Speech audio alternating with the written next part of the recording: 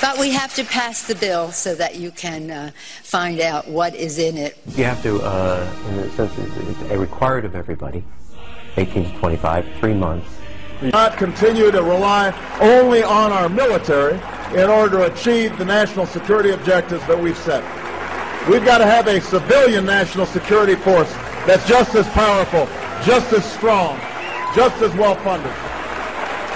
How about a little look at a little-known provision of the overhaul which you may not have heard about, a reform law that calls for the creation of a 6,000-person army.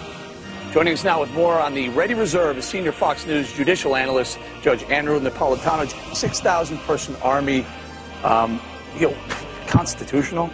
This legislation says that they will train with the military, and if the president wants them to, they will have the powers of the military.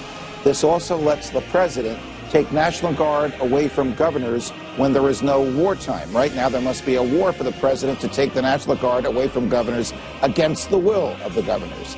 So it is very scary that the president would have this private army, that some of it would be funded by the states and some of it funded by the federal government. Why does he need an army? Why does he need an army? Why does he need an army? If someone had said to me, why didn't you read the whole bill? Well, I read portions of it. I didn't see this in there when I read it. This is just 2 pages of 2,700 pages. What else is in there that wasn't debated and that we don't know about and that is now the law of the land? What else is in there that wasn't debated and that we don't know about and that is now the law of the land? Can only stay in this country, which makes it even more fearful.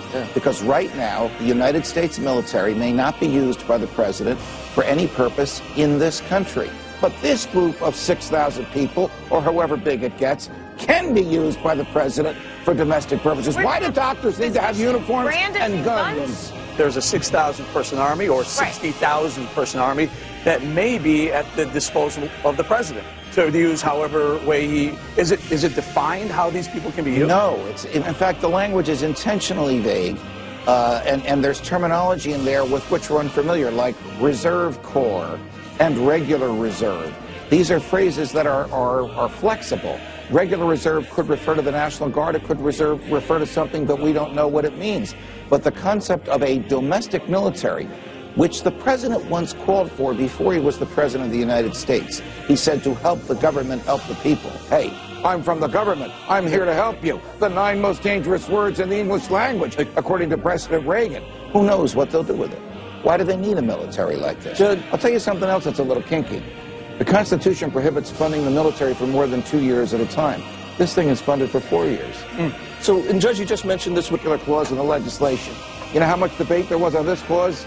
0. These soldiers are taken against the will of the governors. Judge, this is scary stuff, Judge. It is scary that the sort of fundamentals of our government would be altered by ordinary legislation. Guess what? The Congress doesn't let the Congress do this. This is another thing for the courts to look at, and hopefully, please, those characters didn't read it before they voted for it. But we have to pass the bill so that you can find out what is in it, what is in it, what is in it, what is in it, what is in it.